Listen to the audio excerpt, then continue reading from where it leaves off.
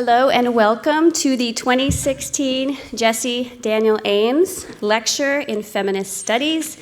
My name is Brenda Sendejo. I'm faculty in Anthropology and Feminist Studies here at Southwestern. I'm very, very excited to welcome our guests today. I just have a few short words, and then I'm going to turn it over to the lead researcher for the Latina History Project, Tori Vasquez. So first of all, thank you all so much for being here. We're very excited to welcome three intellectual activists who embody decades of very difficult struggle in the area of social justice in Texas and beyond. They're recognized regionally, nationally, and internationally for their work that really exemplifies the practice of feminist and Chicana feminist theory. They are very well known for their work, their scholarship, their spiritual activism, but like I said, more than anything, really putting that into practice towards working to secure justice. You'll see this evident in their work today as they share with us.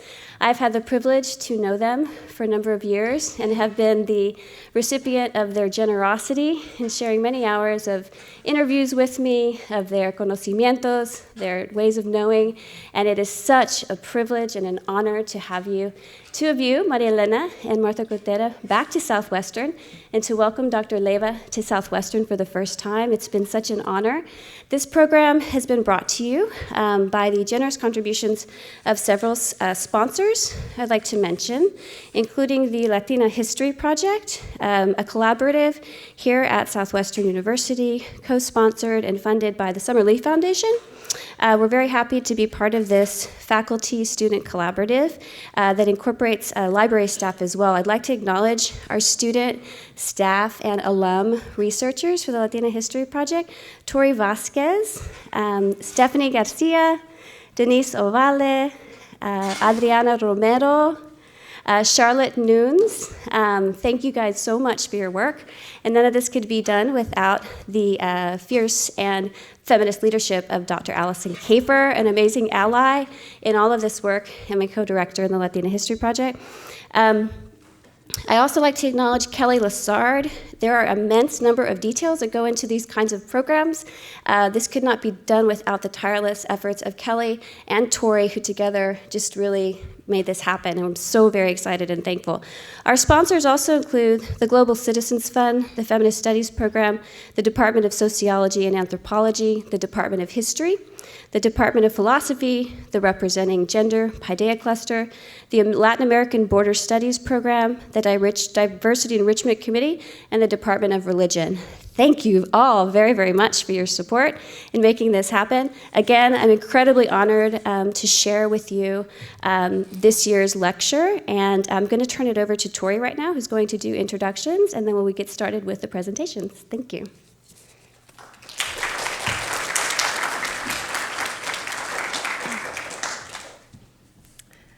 Hi everyone, thank you so much for being here. I'm super excited to have these three women here. I had the opportunity today and yesterday to record their oral histories, and it was really great.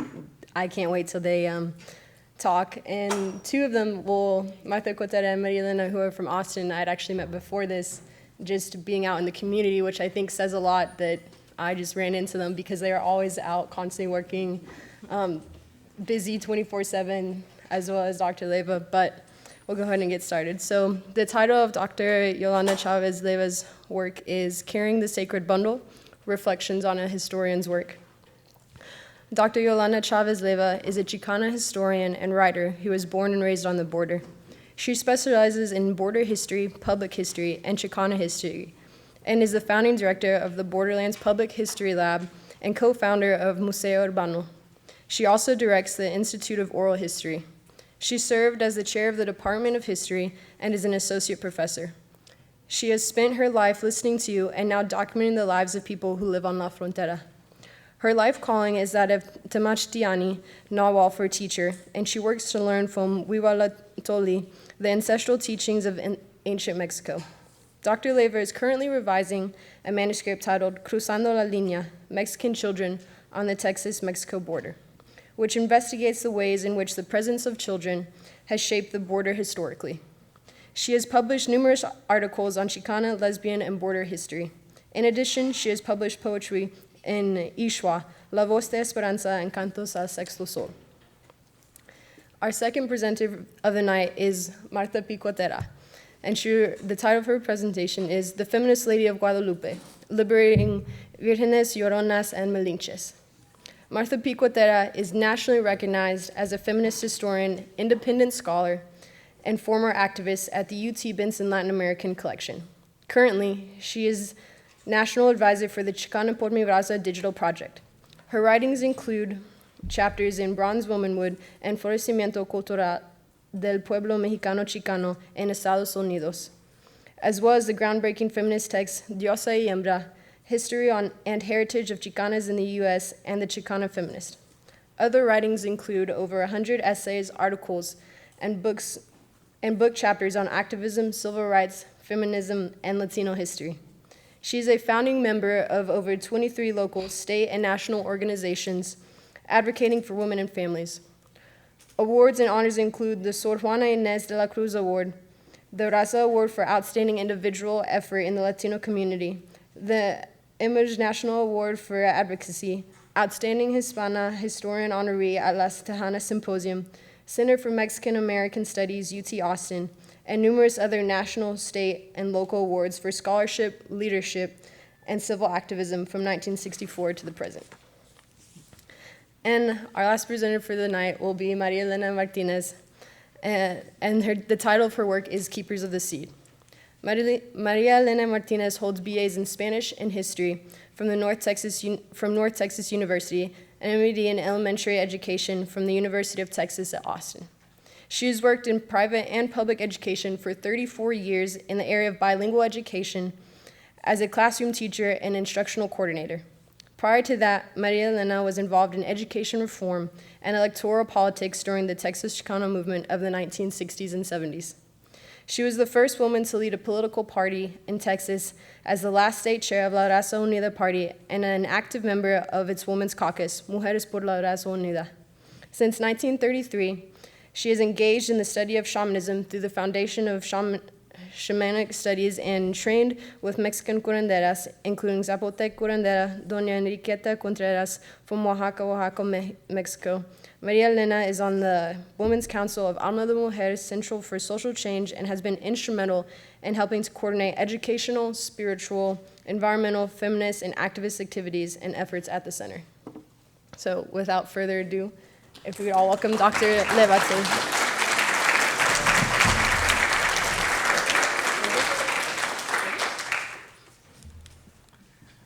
Good afternoon, everybody. It's a real pleasure to be here with you. And I've had a really wonderful visit here at Southwestern since yesterday morning. I arrived very early. And I really have had a wonderful time talking with faculty and students. And I'd like to thank Dr. Brenda Sendejo for the invitation to come and thank Tori Vasquez and Kelly Lazard for helping me get here in one piece and having a title to my talk and all those things that I was kind of flaky about. And I have to say also that it is beyond an honor to me to be sitting at this table with Marta Cotera and Maria Elena Martinez.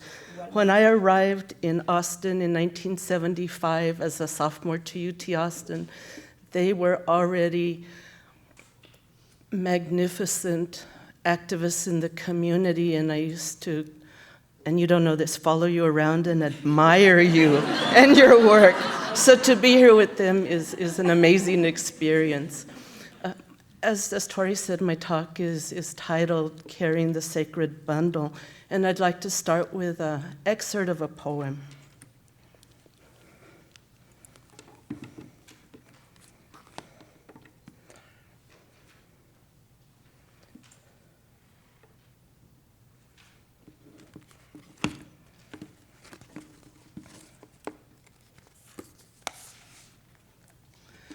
The grandmothers call me to remember their names. Elisa, hija de Lupe, hija de Cruz, hermana de Esther, hija de María, hermana de Concepción, hija de Isabel. They whisper to me, Carry our stories carefully, wrap them in soft red cloth and place them against your heart. If anyone stops you, pull them out. Cross the line without fear, mija. We're from here, and our roots are solid. Ancient lands, my roots are buried in you deeply. Memories cross borders, stories cross rivers without papers. When I was thinking about what to share with you today, I thought about this poem because the idea of carrying stories carefully and wrapping them in a soft red cloth is an image that came to me 20 years ago, and the poem was written in 2001. And it's connected to a very ancient practice among indigenous peoples throughout the Americas, and that's the practice of the sacred bundle. The sacred bundle is something that certainly still exists today. In my spiritual circles, the circles have at least a bundle. My grandchildren carry their bundles, I carry my bundle. And bundles, which can be pieces of cloth with items inside of them that represent your life, that represent your beginnings, are associated with memory. It's a way to remember who you are. It's a way to remember where you came from. It's associated with beginnings, with migration. If a community moves from one place to another, that community carries its bundle and it remembers where it started. It is associated with creating community, with the idea of belonging, protecting the sacred. A bundle is something that you protect and you carry with the same care that you protect your own life. It's about power, and it's about healing. And it's really healing that I want to talk about today.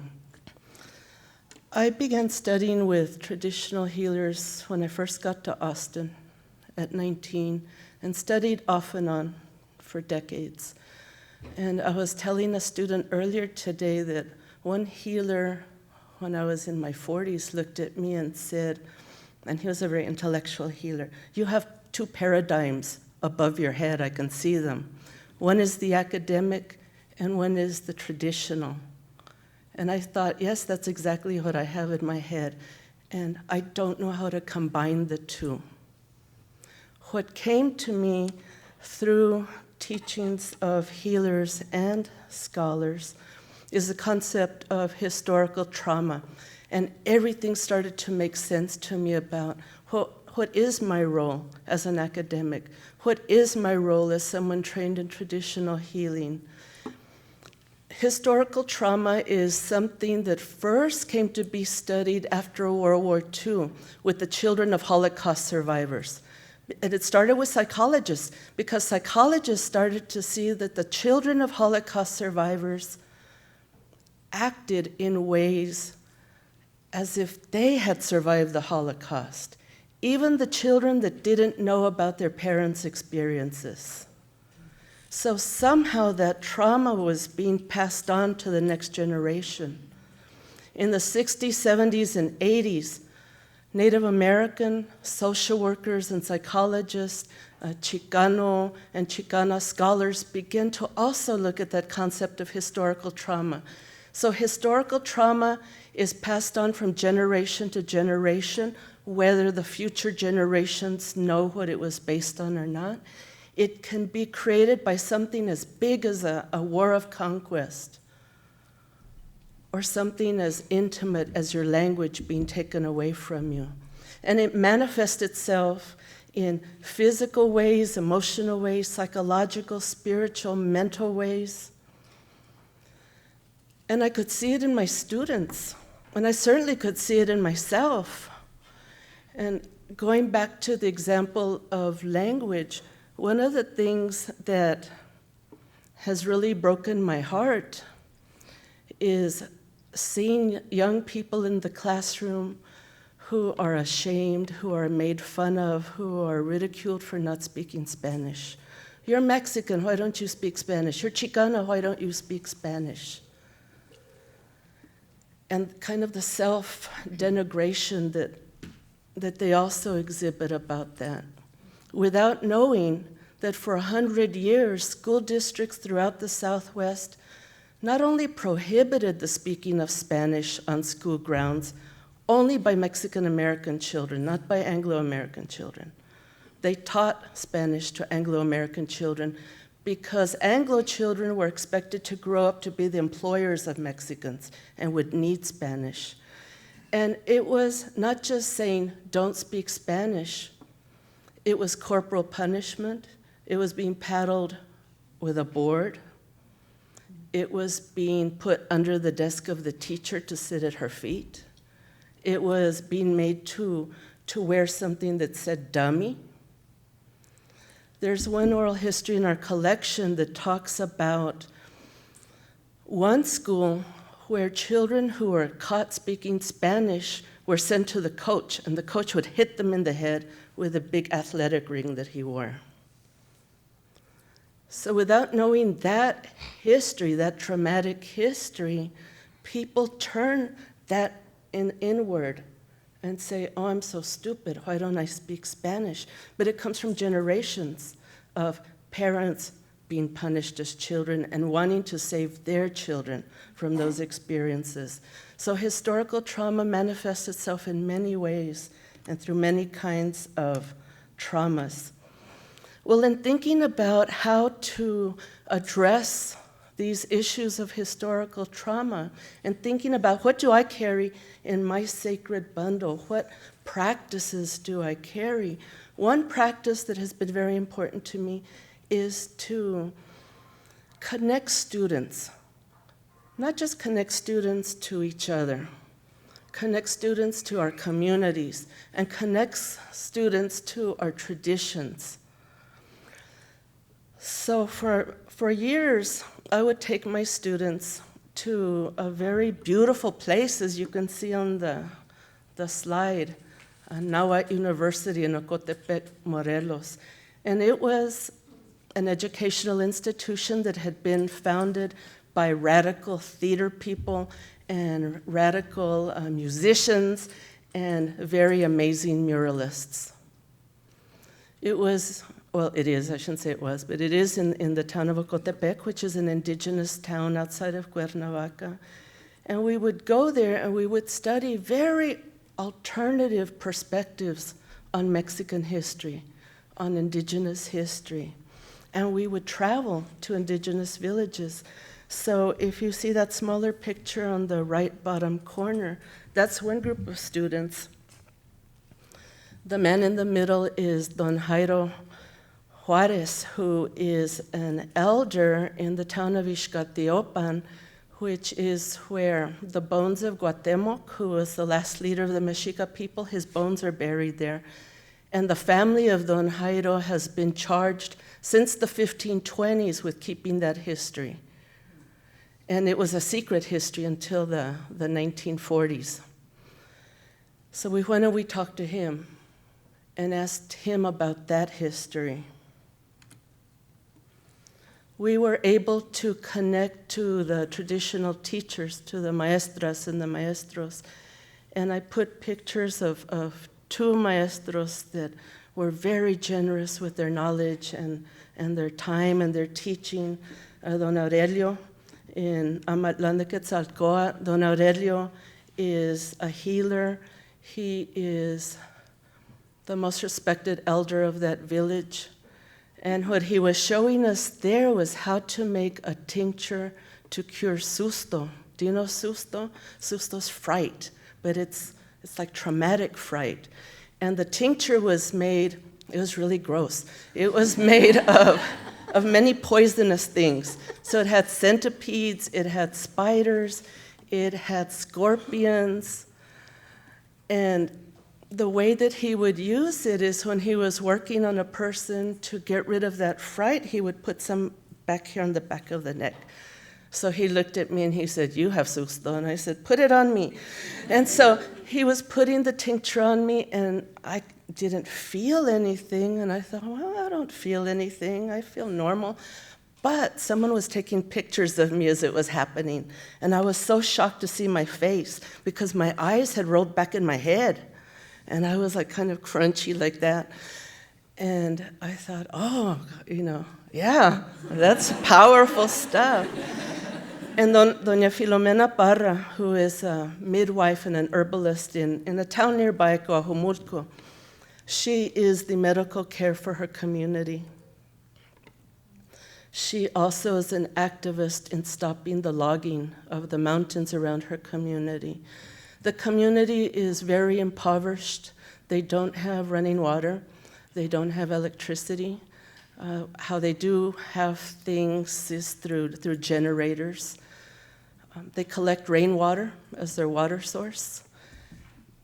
And she is a protector of the pines around her house. In 2005, when we went to go visit her, her son had just been murdered for protecting the forest. So the connections to the traditional healers who are welcoming, it was a beautiful thing because they always said, welcome, welcome. And the majority of the students that I took, because my university is 90% Mexican American, so the majority of students I took were Mexican American, and they would say, welcome, we're glad that you're here, we're glad that you came back. And very beautiful experience for all of us. But closer to home, I also, in my classes, emphasize making connections to our community. In 2006, the City Council announced a revitalization plan for downtown, which sounded very wonderful until we discovered that the secret part of that plan was the demolition of the most historic Mexican immigrant barrio, not just in El Paso, but in much of the United States history. And it would displace thousands of people. So a group of us, historians, students, lawyers, cultural workers, longtime activists, began to organize to stop that demolition. And people in the neighborhood began to ask us, what do you care about it? So some of us, like myself, have familiar roots in El Segundo Barrio, but that wasn't enough. They're like, so, you don't live here. And it was wonderful to be challenged in that way, because then we had to think of, why do we care? And the second question that people asked us over and over was, what's so important about this neighborhood? It's the poorest neighborhood in the United States. It's in the poorest zip code in the United States. And that's when we said, that's where we can do something. And we created Museo Urbano, which is a museum of the streets. We began to put historical photos on buildings. We were kind of a controversial group since we were going up against the city and billionaires. So some buildings didn't want us on their walls, but many did. And we began to do that. And I think our patron saint for these efforts was Teresita Urrea. Has anyone heard of Teresita Urrea? I think I must have learned about Teresita Urrea through you, Marta Cotera, because I knew about her when I was, in Austin in the 70s. Teresita Urrea was a traditional healer. She was born to a 14-year-old indigenous mother, fathered by the much, much older landowner, Tomas Urrea. Went to live with her father when she was 15. Started to learn traditional healing from another servant in the household. Went into a coma, awoke, and it was understood that she had el don, she had the gift of healing. She was expelled from Mexico when she was 19 years old. Porfirio Diaz, the dictator, called her the most dangerous girl in Mexico, and she came to El Paso, 1896. In 2009, we were able to rent 2 small tenement apartments in the site where she lived. Wow. It was also the site, well, it was not just the site. We rented the apartment of Henry Flipper, the first African-American graduate from West Point. And we began to commission a mural. We opened up a community museum. We had a room dedicated to Teresita Urrea. And next to the room dedicated to Teresita Urrea, we had an altar. And we were doing this on no money. All the money went to rent. So we had a little table and we put jars of traditional herbs. And we thought, well, this is how poor we were, or are. And we said, how can we make this interactive? So we put little cupcake holders, I don't know, what do you call it, the paper? So that people could put a little herb and smell it. And it was amazing because children would come in and they would know what to do with the cupcake holders right away. But what was wonderful was that people started to bring herbs. I'd walk in and there'd be new herbs on the table. And there would be new things on the altar. And people would come in and say, finally, we have a place where we can be with our history, where our history is recognized. Well, we got kicked out of that building in 2011 by a third-generation slum landlord. But we still are everywhere. That doesn't mean we ended. And if you're interested in Museo Urbano, I have some flyers up here for afterwards. The third thing that I carry in my sacred bundle is the practice of pláticas. And traditional healers in Mexico have always done pláticas, heart-to-heart talks with people. And I have up here an image from one of the codices. The bottom, you can see a man. You can see the speech glyphs of the man talking to the healer, and he has a tear coming out of his eye. She's throwing corn kernels to get insight into what's wrong with him. On the top, you see two men speaking to the healer. She's reaching out to him. Behind her is an image of a Hecate Quetzalcoatl.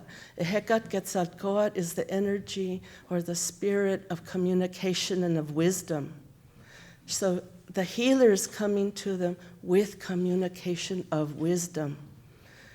So I started to work with the International Coalition of Sites of Conscience, a very amazing international group of over 200 historic sites who believe that knowledge of history brings us to action in the present. And we began to do dialogues or pláticas.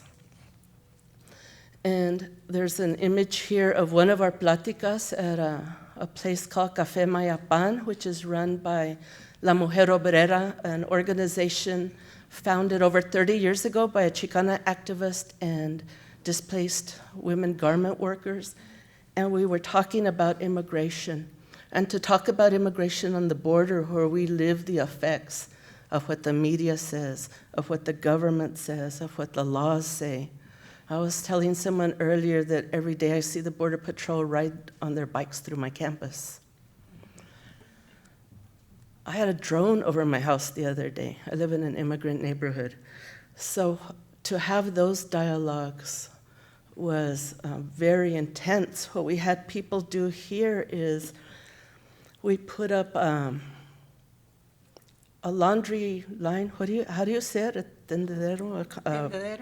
But how do you say it in English? Clothesline. We put up a clothesline and we hung images of different historical events since 1848. And then we had people write down a little bit about their own history. When did they cross the border? And there were grandmas with their grandchildren sharing stories.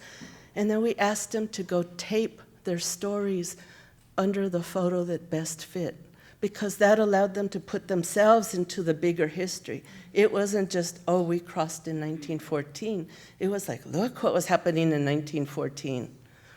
So pláticas is yet another thing. And I'll end just by putting in a plug for our new Borderlands Public History Lab, which incorporates the Institute of Oral History, which incorporates Museo Urbano, and we hope, if I can get much help, incorporate digital humanities. And I wanted to show you this logo. It's brand new, hot off the press. developed by the muralist who helped us with 500 South Oregon. And I told him I wanted to be about the border and I wanted to be about transformation. And he came up with what I think is an amazing logo, because you can see that inside of I don't know the name of that either, the chemistry beaker, that you have the speech glyph, right? So we're speaking to each other, and then it goes out transformed. The knowledge goes out transformed as our part of the border cuts through the background. So I end with this question. I've shared with you what I carry in my sacred bundle, what is precious to me, and I ask you to consider, what do you carry in your bundle? So thank you so much. Thank you so much, and thank you, as always, for hosting this wonderful, wonderful event for us. I think we've got the better deal here, having the whole day to just enjoy the campus, meet, the professors that are making everything possible, the students with such wonderful plans. We really do appreciate this opportunity. And of course, we're strong supporters of the oral history project that's going on. And we want it to continue forever and ever and ever, and to really do a great job with Central Texas Latinas. We hope to uncover a lot more in Round Rock, in all of Williamson County, so that it'll be represented. I would like to talk today about three iconic figures that figure very strongly in our feminist history, especially second-wave feminists. But now we have third-wave feminists that are working on theory work. Most of the time, they kind of don't want to acknowledge that the theory work is based on practice of second-wave feminists, but that's okay. They'll come around to it. The work that we did in second-wave feminism, we didn't even really know that we were feminists. We soon found out, though, because others called us that, and we said, oh, we must be. But basically, I think that second-wave feminism, of course, primarily came from the Chicano movement, and primarily came from the awareness that we had, that as community activists, the men started to take notice, and the men very, very promptly, identified us as, hey, you're outside the cultural nationalist stream. You're not part of the mainstream here. And we said, well, don't you believe in carnalismo? Yes, we do. Well, that's duality. You can't have carnalismo without having, more than one. And carnalismo isn't just male only. Carnalismo is carnalismo. It involves everybody.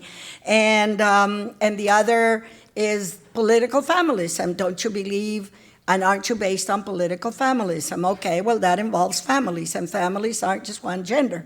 It's all diversity, and it's all encompassing. So we need to expand these definitions to, include women. And don't you believe in liberation? Oh, yeah, well, we're a liberation movement. Okay. Well, what do you mean? Liberation for Jose Angel Gutierrez only? Or liberation for all of us? Well, all of us, naturally. Okay, then we're all feminists, but it wasn't that simple.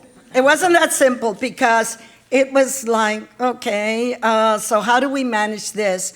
And as women, we felt that if we really wanted to expand the narrow scope of the cultural nationalist movement, and really wanted to work on the liberation of individuals, regardless of their gender and everything else, then we had a lot of work to do. And just one of the jobs that we had to do as women was to look at our iconic figures that were extremely important in our culture and that defined us, and in many respects restricted our definition as human beings. And one of them, of course, was the Virgin. You know, the Virgin of Guadalupe was supposed to be,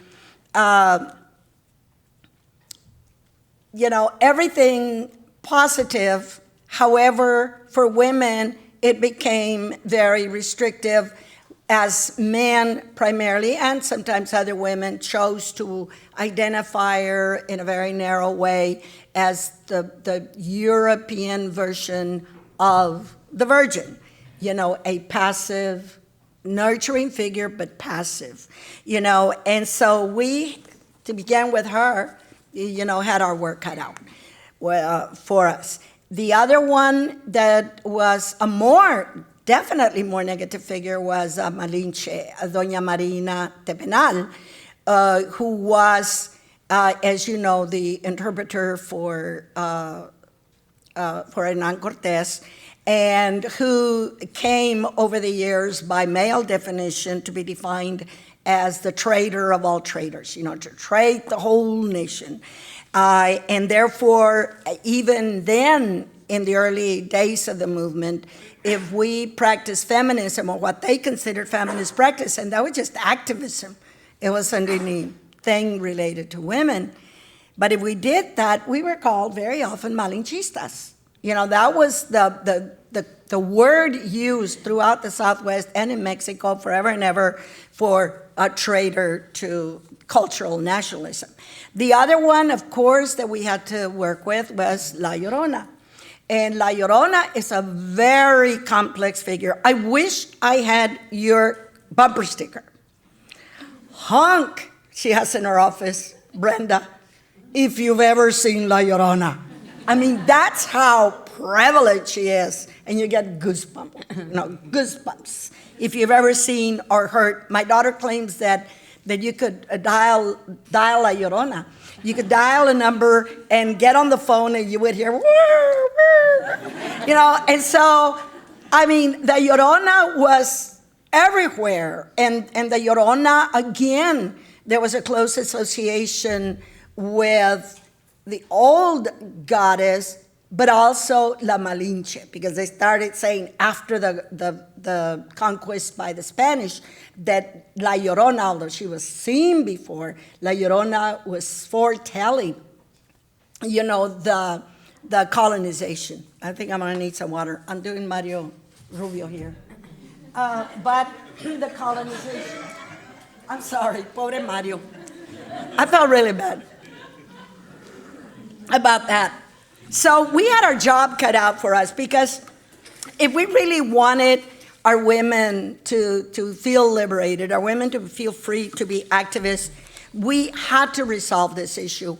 We had to define these iconic figures in a way, and we weren't doing this artificially.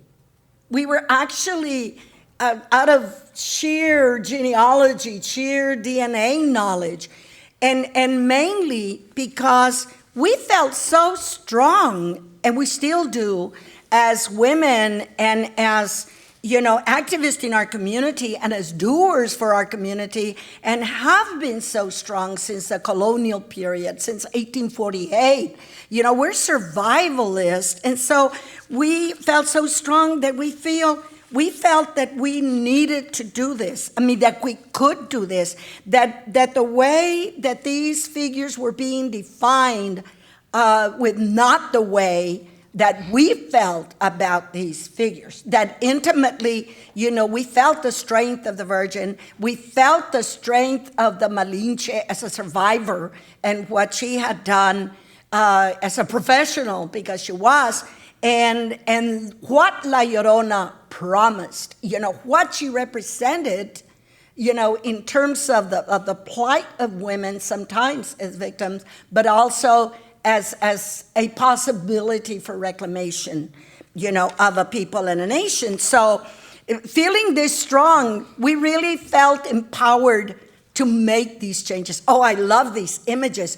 And Diana Molina from El Paso did the one of the magazines, and only in the Mexican culture, I think, would you find a maxim, figure of that woman right next to Somos with a picture of La Virgen. This was an actual book stand. I mean, this is how amazing the strength of the Virgin is, that she can stand up and right next to, a potential first lady of this country. I'm not getting political here, but this is look at that. I mean, I love that. I have a copy of that from Diana Molina, a good friend. So I want to just explain a little bit. Okay, ultimately, we did this research, and we reclaimed these women, and we renamed them, and brought them forward in all our workshops and consciousness raising for women in the movement and in the feminist movement, because we felt strongly, not just out of political expediency, but because we felt strongly that they were part of our genealogy, spiritual genealogy, and that they deserved to be named, to be reclaimed, and to be loved, for who they were. And that in there was our liberation, as women. So in the way that I like to talk about the Virgen to begin with is Our Lady of Guadalupe appeared in December 9th, 1531. And this was just a decade after, a little bit, maybe 12 years or so after Hernán Cortés actually came to Mexico. And after the Spaniards had figured out that without a goddess, they weren't going to make it. That basically the Mexicans looked at Jesus Christ and, okay, he's a cool guy, but, it just didn't do it because, a man didn't have a baby. That was not known. So how can you work this out? And so, the goddess worked it out. Coatlicue came to Tepeyac and presented herself, to Juan Diego, who'd just been canonized.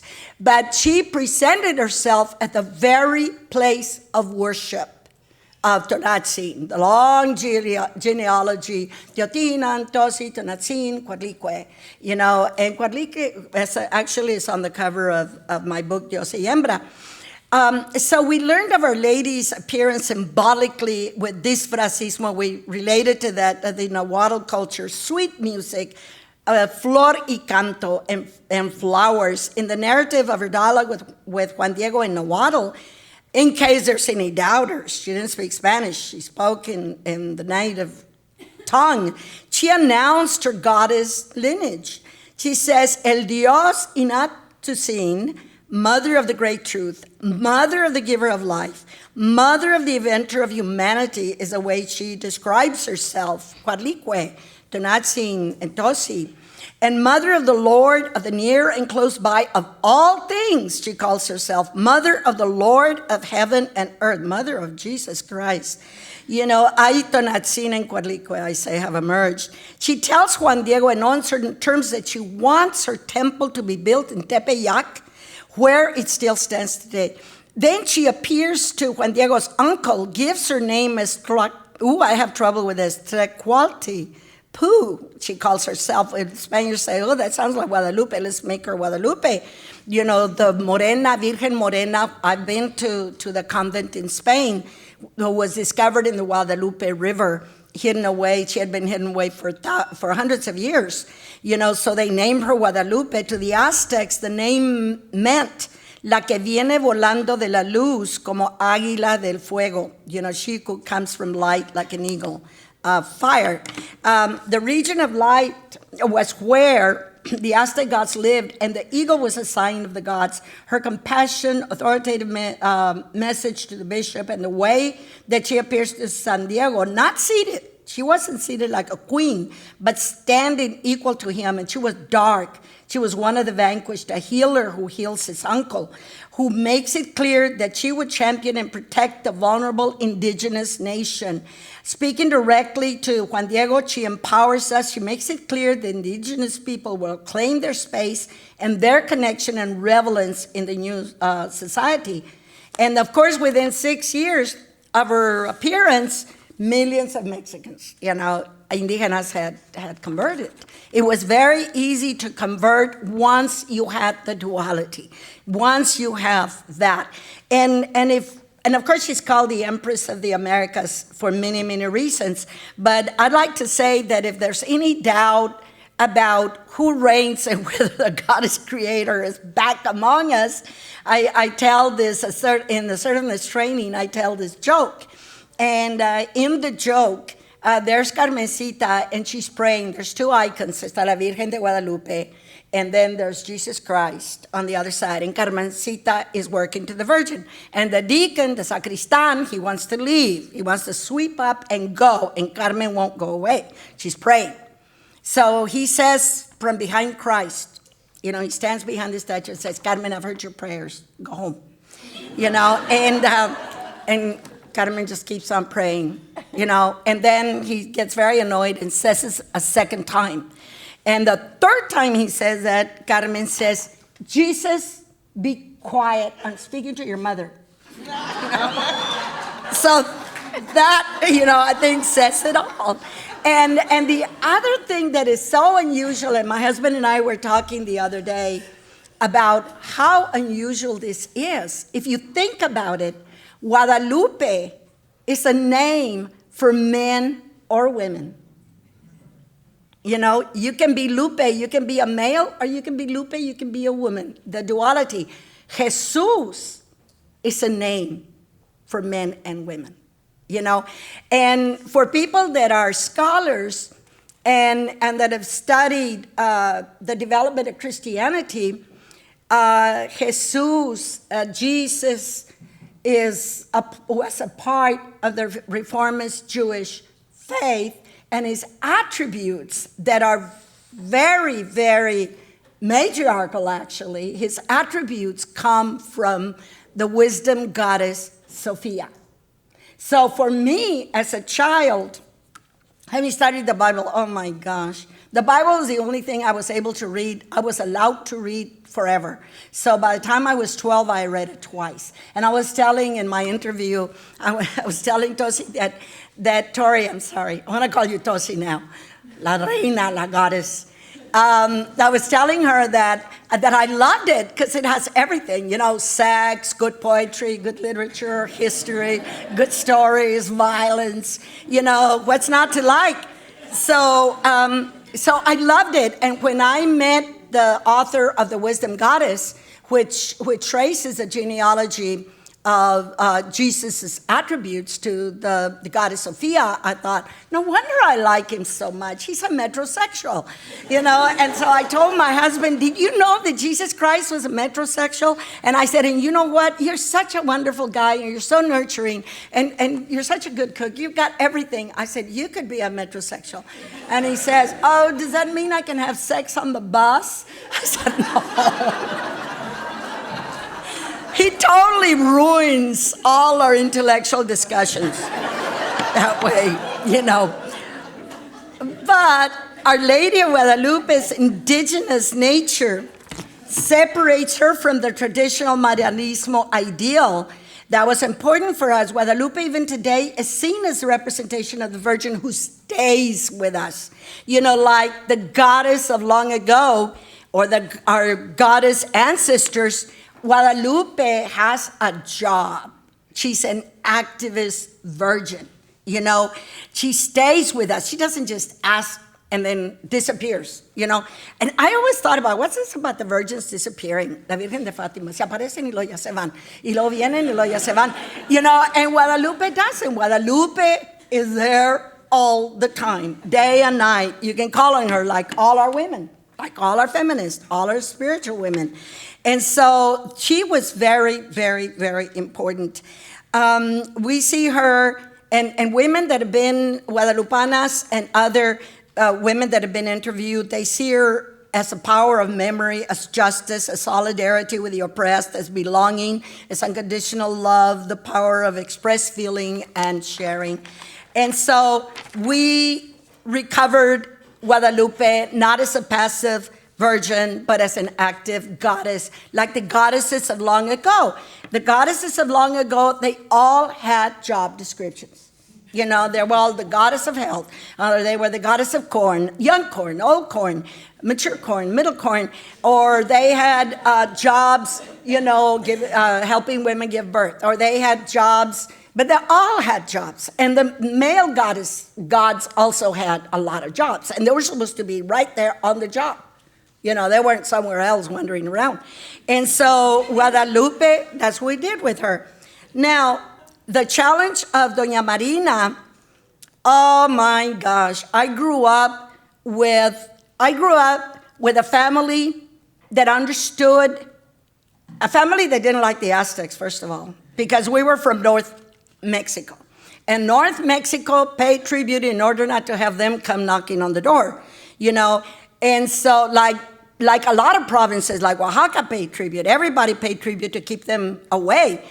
But so I grew up with a different concept of Doña Marina. Doña Marina Tepenal, cacica, sold into slavery so her half-brother could inherit her leadership position, and a speaker, a very smart person who had learned at least 2 languages and picked up Mayan very quickly and was given to Hernán Cortés, you know the story, as a slave.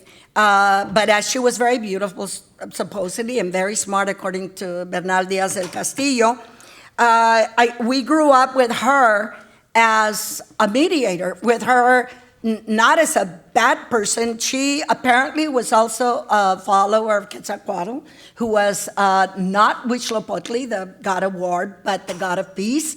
And supposedly, the people that would come from overseas were to bring peace, and in her believes, you know, this would have been a group of people bringing, little did they know, peace, you know, to the indigenous community. So, but in college, when we read Octavio Paz, man, that was a total different interpretation of her, and I could not believe it was the same person.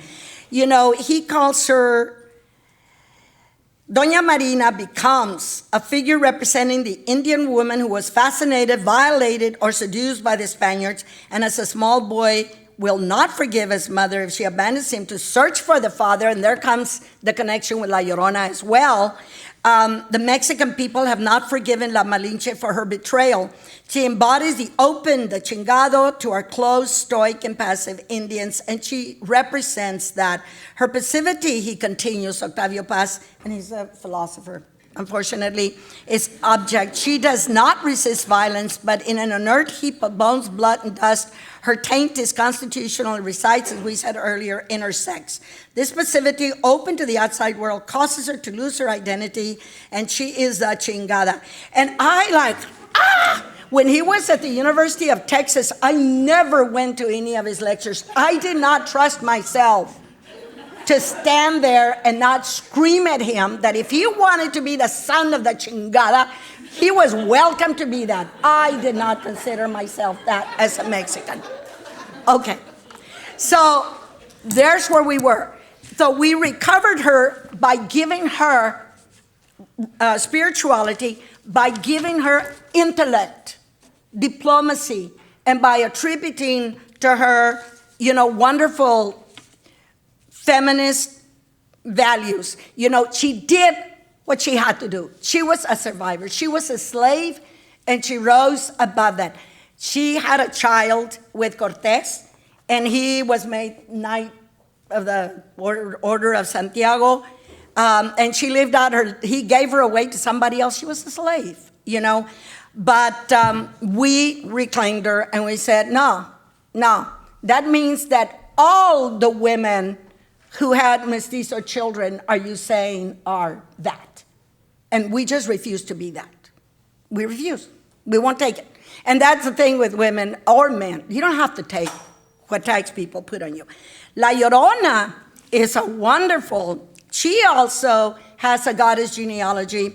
The goddess that the women that died in childbirth were very powerful, because women, when they were in childbirth, were considered to be in battle. They were considered to be warriors. So the warriors, they had to guard the tombs of these women, because the warriors would go and try to cut off the little finger because it gave them supernatural powers. And La Llorona is as close to that embodiment as you can get, grieving for lost children, grieving water, fluidity, and at the same time strength. And through the years, hundreds of years, she became a figure to be feared, but mostly because during the conquest, it was interpreted that she was foretelling the fate of a lost nation, of a lost race. And so anthropologists and poets and writers and feminists have reclaimed her as a figure that represents not only loss, but at the same time, survival and recovery. And so she's always near the water. And water is very important in indigenous mythology. And water means, well, women break water, they're giving birth. And so water is both the process of giving birth and also the process of rebirth. And I just want to read what Jose Limon says, which is really, really beautiful. He says, symbolically, this motive seems to suggest that the utopian renewal of a recovered Mexico with her children pointedly excludes the reappearance of a masculinized, hierarchical, treacherous class authority. Power as patriarchy must be destroyed if a new social order is to emerge and survive in Greater Mexico, the U.S. Southwest. One that, in the most powerful kind of feminism, speaks not only of women, but through the power of women for all of the socially weak. So along with feminist scholars, other folklorists particularly have reinterpreted La Llorona as the possibility of rebirth, of a woman, well, according to Jose, I hope he's right, of a social order that will change patriarchy and bring forth an order that will be a better order for all of us. Thank you. Buenas tardes, María Elena Martinez. Oh, I can't see behind the screen. And thank you. My presentation is very different. These two women have had us in the heavens. And I'm coming back to the ground in the classroom. So my experience is in the realm of education and political activism among women and political parties, especially Raza Unida. I'd like to, before I start, just honor all the women on the planet that are working very hard to save the planet and to save their cultures. And I want to call Berta Cáceres Ney into this gathering today, a Lenca indigenous woman who was killed by the Honduras government for her activism in trying to protect a dam that was a river rather, that it would not be dammed, that would provide her community with the water that they need. And also to Haruka Weiser, who was killed just recently at UT.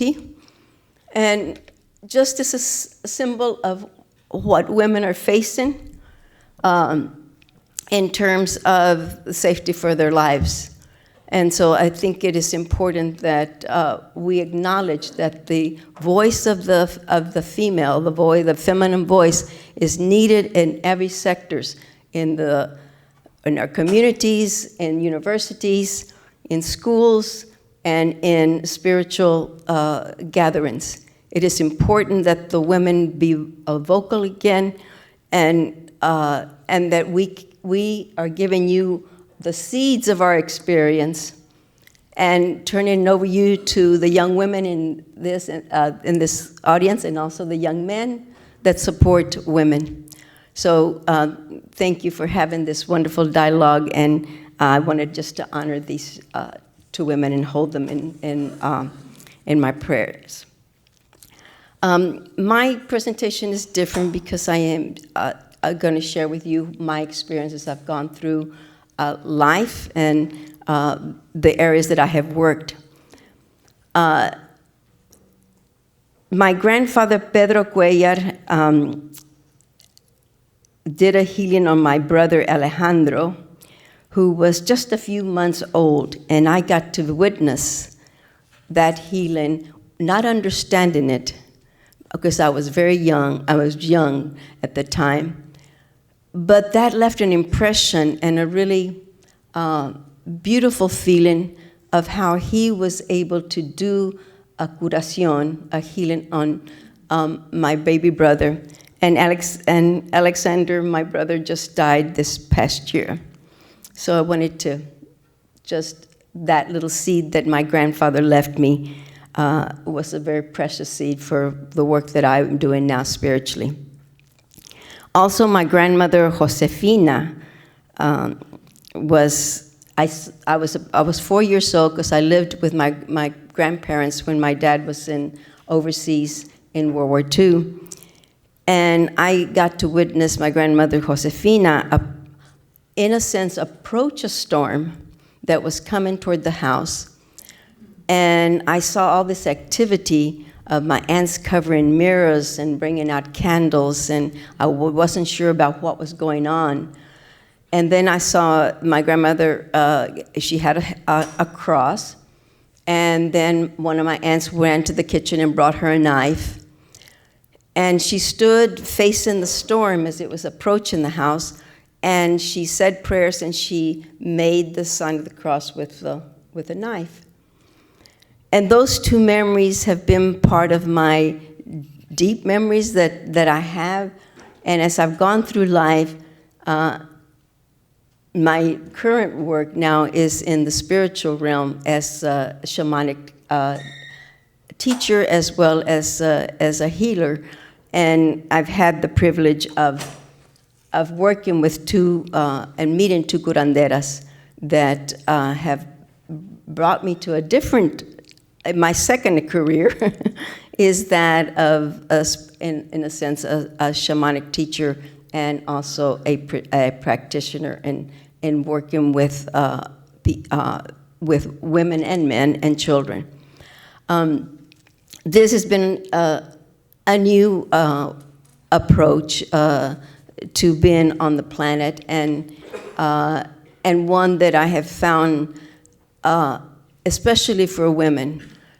I do work with many women who have suffered sexual abuse, and that is probably one of the most difficult work that you can do with women. My experience right now has only been with women, but that healing part is a very important piece to that. I myself was also sexually abused as a young woman by my dad, and so it was very, very hard to comprehend and understand that. But I think that those experiences have brought me to where I am today and the work that I'm doing today. But the work that I have done in my career has been in the area of education. I was fortunate enough to have these wonderful people just come and put me to work. After I graduated from North Texas and came to Dallas, and I was working in a Catholic school, and Eleanor Porosky, who was a very dynamic woman in the parish, she said, Maria Elena, we need to have a summer program for the children in our area. And she said, and that was at the time, of course, that LBJ was in office, and all this funding was available to create Head Start programs for the summer.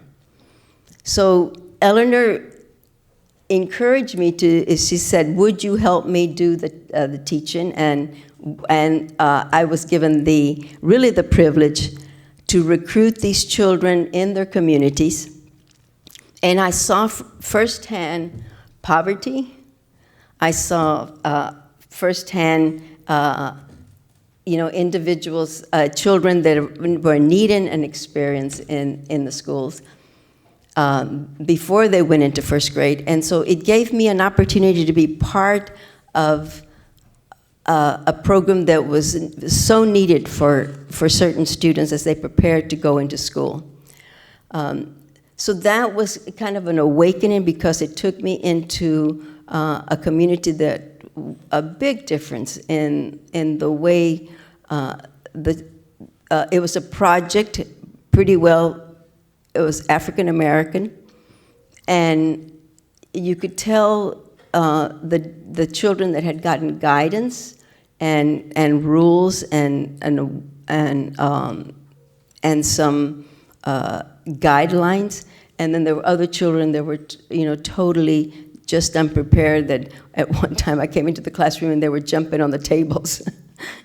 and so it was an awareness that I was not, it was shocking at first, but then I was able to find ways to calm them all down and to help them begin to prepare as they were going to be going into the first grade.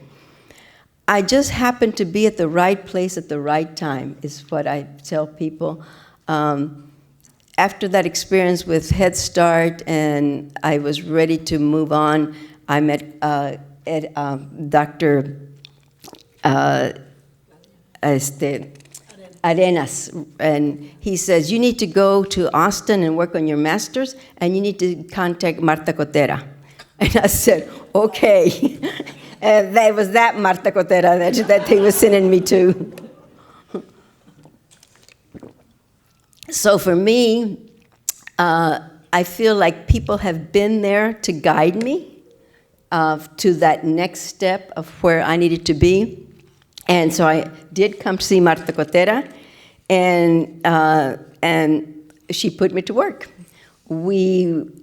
She had, of course, at that time already talking to Jose Angel Gutierrez, in which we did establish the political party Raza Unida, and that was the beginning of my political activist journey.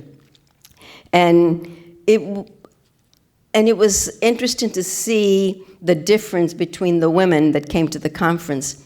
When I decided that I wanted to run for the state chair position, there were many women that were not happy with that idea, especially women that were coming from rural areas that did not see that as a woman's role, that the woman's role was to be in the home, to be taking care of children. And of course, I was single and didn't have any children, but I just felt like I needed to make a statement and I had to run, although I knew I wasn't going to win, but still there was the idea that had to change, and the experience that I had with women that would not support that opened another area of where we as women needed to grow and to begin to see ourselves in a different way.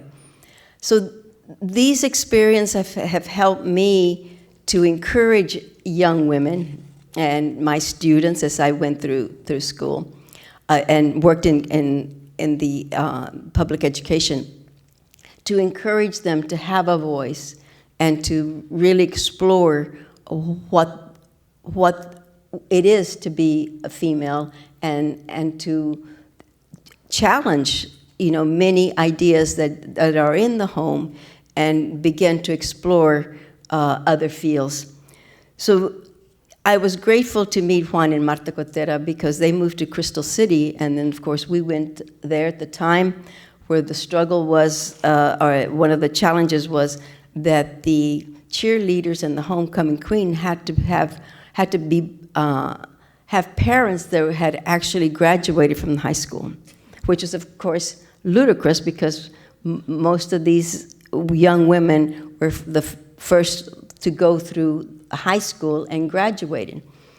So these were all incidents that I began to dialogue with people, and we're definitely making sure that the voice of the woman was in the resolutions that we as a party wanted to change, of the position of the women, and the fact that we did all the hard work. We were the ones in the streets registering voters. We were the ones in the streets delivering pamphlets.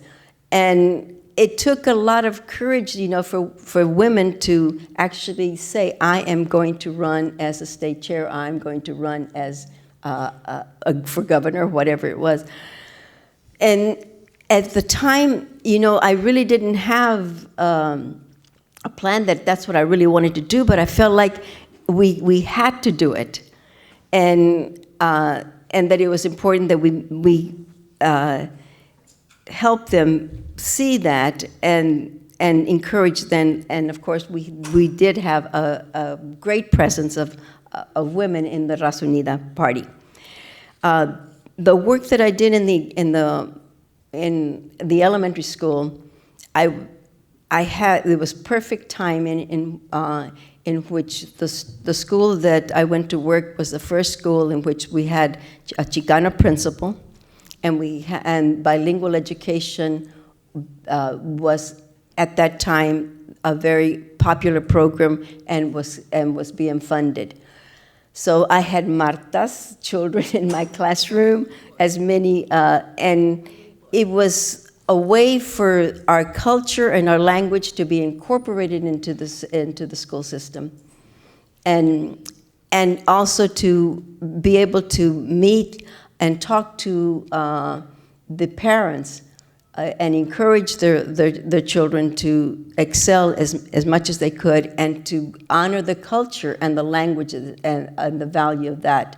We valued multicultural, and we value multilingual students. That was our goal. So in the sense, this was the movement within the public school system to change the curriculum that would help students appreciate both cultures. And it was very effective for a long time, up until the time that I left the classroom to go into administration with a bilingual program, and was in that way we were able to encourage the teachers to approach the school board for those things that we needed. And soon after that, there was a whole cadre of Mexican-American principals that were hired through a special project called Pautla, and through UT, they were certified, and that increased the number of Hispanic principals in the school district. And through that momentum, then we approached the school board that we wanted bilingual education actually implemented in all the areas that there was a need at that time. So many of the schools, at that time it was pretty much still segregated. So most of the Chicana schools were in the east side, and there's where most of the programs were started. And we worked very hard to be able to integrate that. We would also integrate that with whatever issue there was in the community. Cesar Chavez came to Austin, and we were able to host him at Metz Elementary School, so that the children could actually be able to see him, and that we would have the opportunity also to teach the students what some of the struggles were for, maybe not issues in our community, but issues in the overall country, and what they were working to do. Many of us stood out in front of grocery stores asking people not to buy the lettuce and not to buy grapes during the time that the farm workers were on strike. And it was a way to get the community aware of the struggles that our people were facing in different sectors of this country. So it was a time of great questioning, great dialogue. There were definitely a difference of opinion. And these we had to, discuss, and eventually we were able to talk to women that accepted the leadership of women, and that they began to change their view of how they could be politically active. For me, these were all of these experiences just opened many, many doors, I think, for all of us, and for us to be the role models.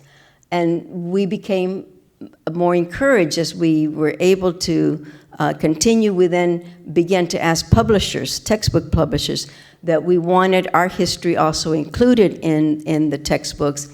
And so that opened up another area for bicultural education to go through high school. Unfortunately, when I left the educational system,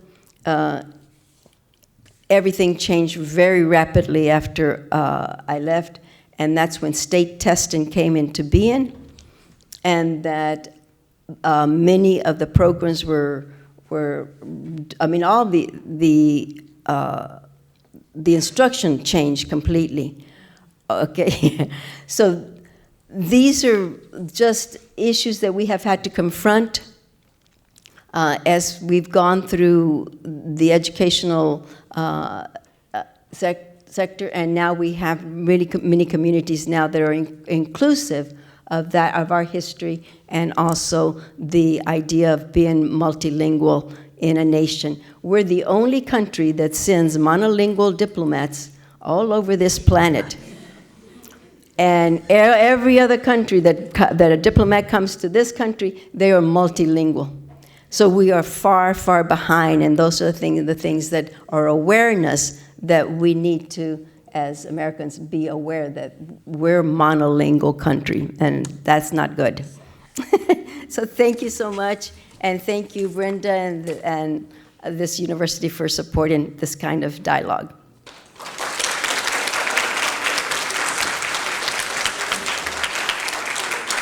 I have a question. I always do. So I was wondering if any of you would like to reflect on you've done a lot of work. You've been involved in a lot of struggle, a lot of which isn't represented here, but it's in your corazons as you've talked to us in the oral histories.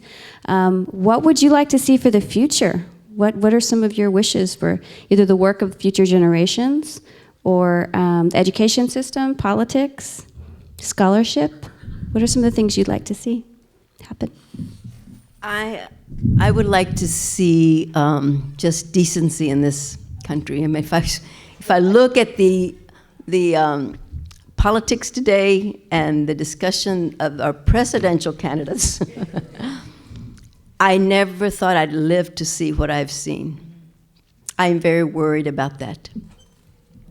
And so I want all of you to make sure you're registered to vote and that you go out and vote. And I think we all need to I need to check also on my family to make sure they're all registered, and that we are really get out and vote on that day. I have great concern for what I see represented in those candidates, in some of those candidates, how disrespectful and how self-centered they are. And it is a tragedy, I think. So I'm praying. I'd like to talk about, we were speaking today with young women. I think one of the issues with our politics and policies in this country is that we do not have equal rights for women.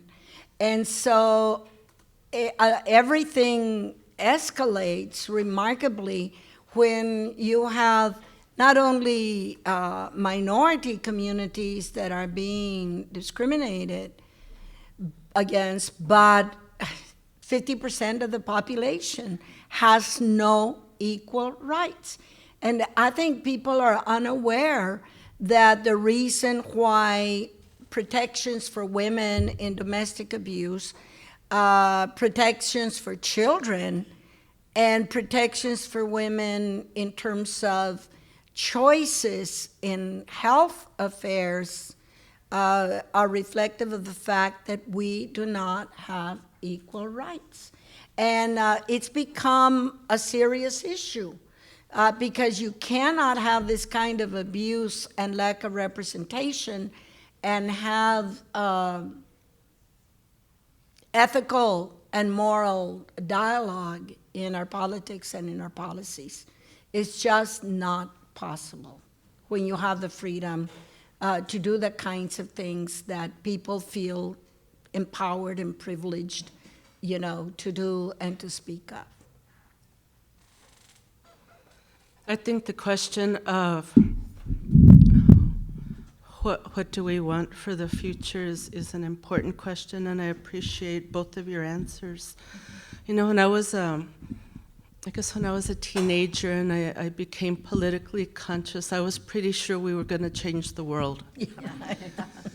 And the world has changed in many ways, but certainly not to the extent that I thought that it was going to change. So what I hope for youth and for future generations is that you maintain hope. One of the things that I've seen among my students as they learn Mexican American history, for example, is a great deal of anger. That's usually the first response, like a lot of anger over all the injustices.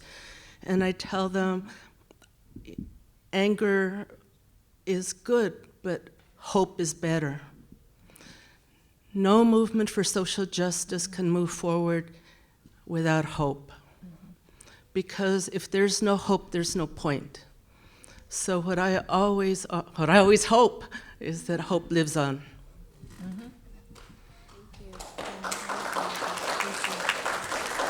Other questions, comments?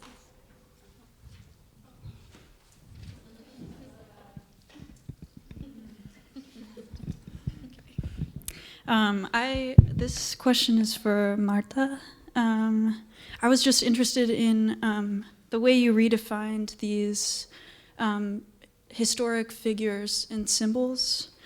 And I was wondering if you thought, for your process in that, if you thought the definitions that you found powerful for yourself and your community were closer to the original intention of those symbols, or if maybe the symbols are inherently malleable, or if you worry about the implications of like picking and choosing the meanings of some symbols that are like historically very rich.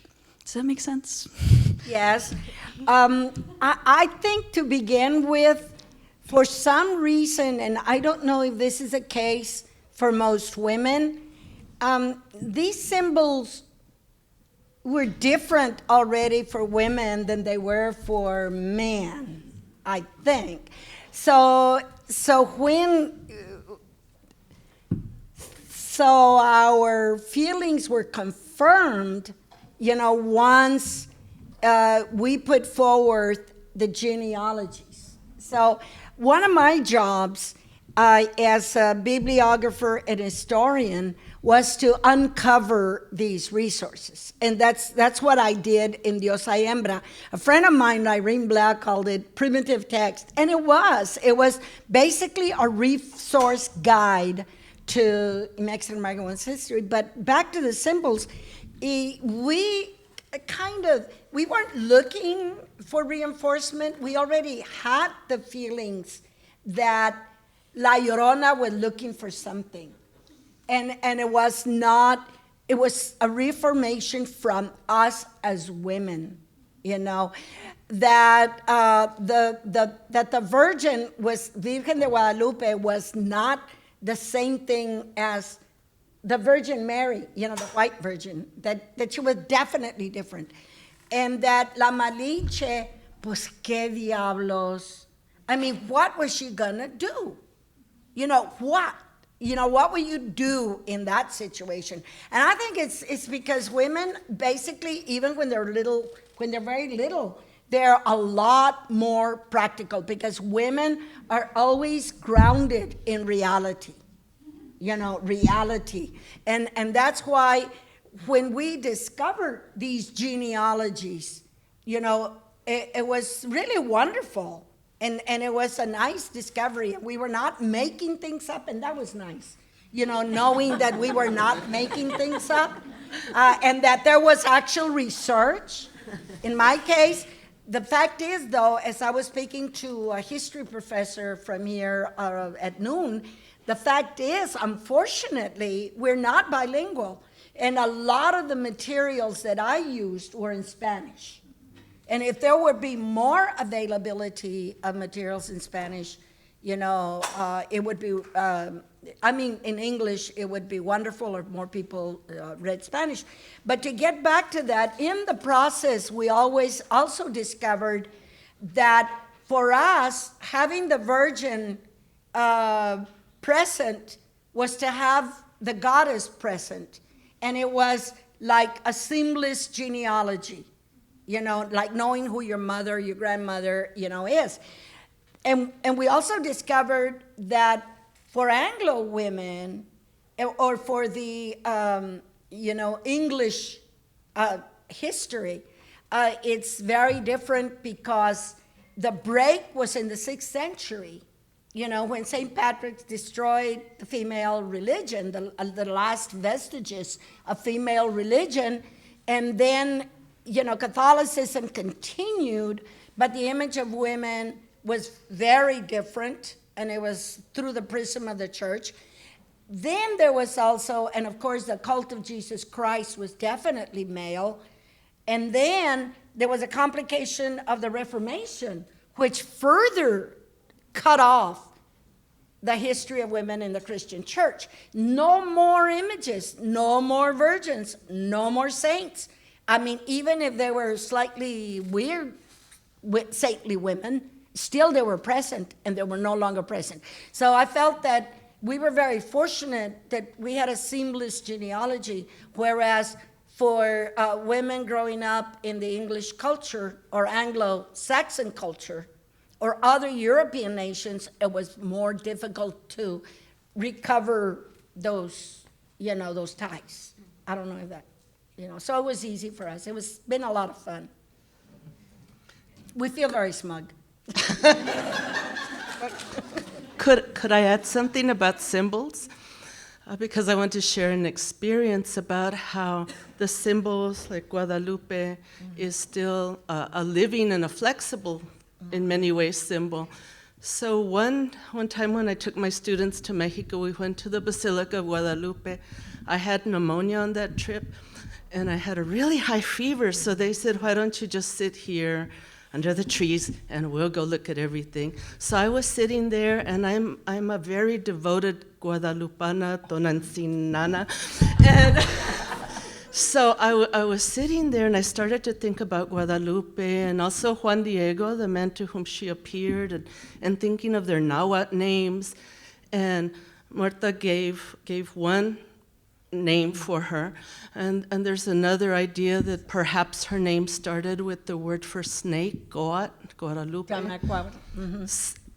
And Juan Diego's Nahuatl name was the eagle who speaks. So then I was thinking in my 102 fever, why do we love her and why do we love him so much? Well, he's the eagle and she's the snake. He's the eagle. The eagle represents divinity, yet he's the human. The snake represents humanity because it's closest to the earth, yet that's the divine. And then I thought, see, that makes a lot of sense. They connect to each other. And then I thought, they're Quetzalcoatl. They're the winged serpent that we have, you know, loved for millennia in ancestral Mexico. So when my students came back, I'm like, Juan Diego and Guadalupe are really Quetzalcoatl. And I thought it was like an amazing discovery on my part. so they didn't. I did. They took me to a pharmacy to get antibiotics.